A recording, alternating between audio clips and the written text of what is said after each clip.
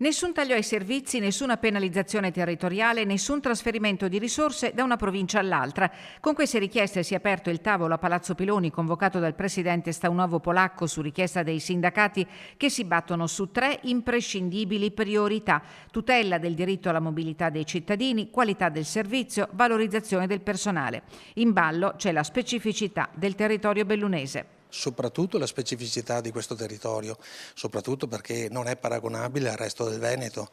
Appunto è questa qua la tematica, la nostra preoccupazione è appunto di mantenere quello che attualmente ci sembra non si stia mantenendo. Mantenere la specificità del territorio è rivolta proprio a cercare di tenere un servizio quanto più utile alla cittadinanza, anzi implementarlo, visto che negli ultimi anni a causa delle varie vicissitudini abbiamo perso servizi sul territorio. Noi siamo per garantire i servizi sul territorio. Il territorio, come ha tantissime specificità e diversità rispetto a tutti gli altri, le altre province, è giusto che vengano rispettati i servizi all'utenza. Deve andare più il servizio più che altro per i giovani e gli anziani che attualmente fanno fatica a uscire.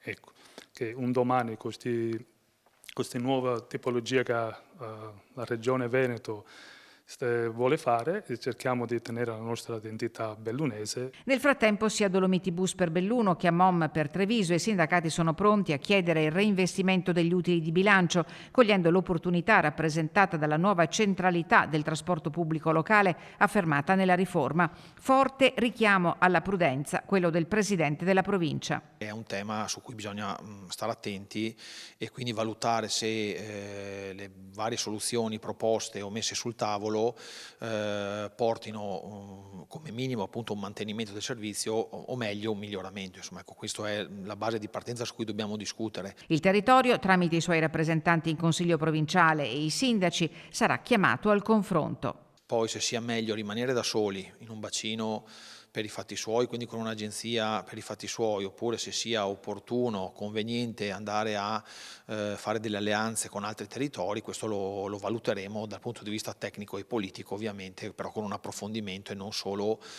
con una presa di posizione senza avere dei numeri alla mano.